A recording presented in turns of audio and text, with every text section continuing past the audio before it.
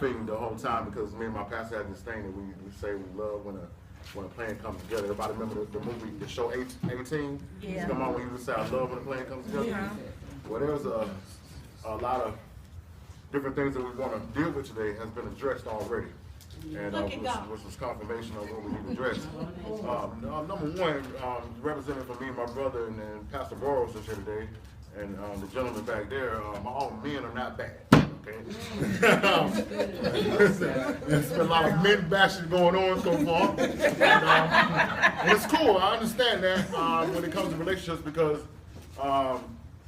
me and my brother talk about it all the time. We understand that the state of the woman in America today is because of man.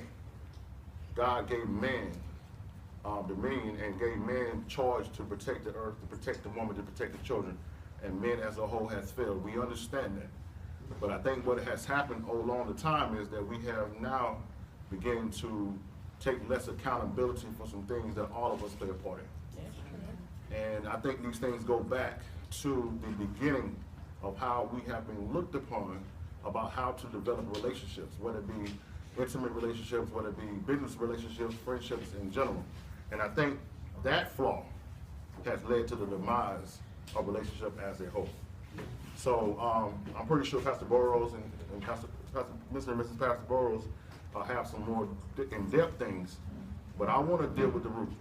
I want to go back and we're going to talk about what has caused it, but we need to understand what the real true issue is. Amen. Because a lot of times what has happened is we are looking at the surface. Mm-hmm. We're looking at the fruit, but we're not addressing the root. Yes. All right. And if we never address the root, the fruit will continue to produce the same thing. That's right. Jesus said that a tree is known by its fruit. That's right. And I'm going to say this in all respects. If you had nothing but bad relationships, that doesn't mean that it's all bad people. That's right. We've been making bad choices. That's true. Amen. You're right. Bottom line. Every man you've been with did you wrong. I think you did yourself wrong in the beginning. Amen. Amen? Amen. I can't be Joseph and know I'm supposed to marry Mary, and I'm dating Delilah. I can't be Mary and know I'm supposed to marry Joseph, and I'm dating Barabbas. Yes. Okay? So I think that's what we have missed, is that the initial choices of our lives is really what causes the problems, and I want to address those things today. Amen. From the title of Action Neighbors and Neighbors. Neighbor. Come on now, I need a little bit more. I need a little more excitement. Say, Neighbor. is your heart in the right place? Is your heart in the right place? Amen. All right. Amen.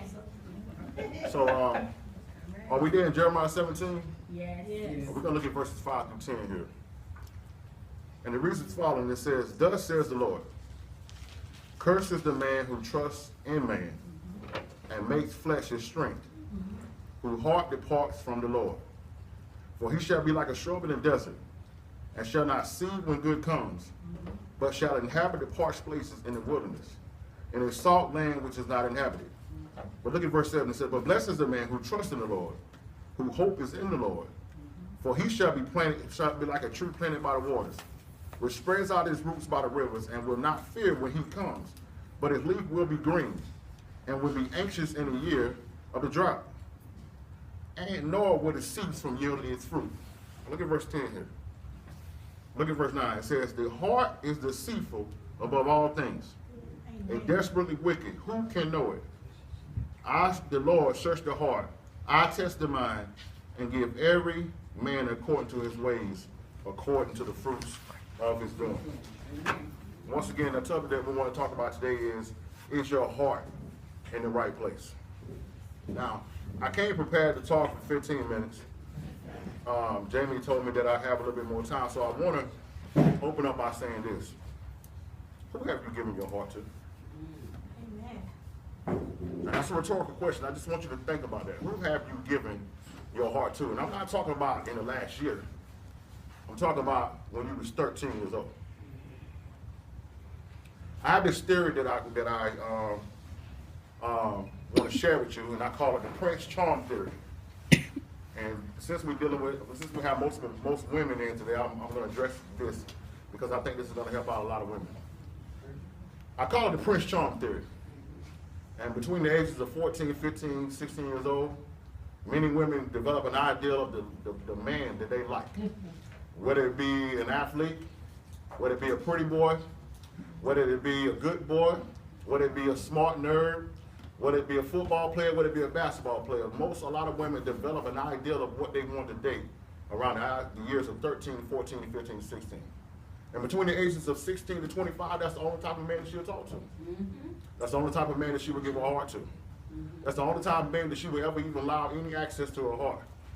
But what happens is after 25, if that man that she had an idea of her Prince Charming does not be the one that God has for her, from 25 to 35, she begins to develop a mindset that all men are bad. Yet she has never given anybody that wasn't Prince Charming a chance. And by the time she gets 35 on up to 40, 45, 50, bitterness sets in, and now she's stuck in her ways. But let's go back from the beginning. That was good. God has never offered you or said that you had a Prince Charming. He said you had a king. See, the word charm and character are contrasts. Charm can be, Tanya, you look real nice today, girl. Girl, you looking real good. Character will be, woman, girl, you look real good today. I like that shirt. See, both of them were compliments, but came from different, it was the heart that it came from, the spirit that it came from. Oh, yes. And see, a Prince Charming will tell you what you need to hear. A king will tell you what you don't want to hear. And I think that's what has happened. Because we have got so stuck on Prince Charming that we missed out on our king. Yes. Okay? So from that perspective, I want to go through these verses and break it down a little bit so you can understand where we are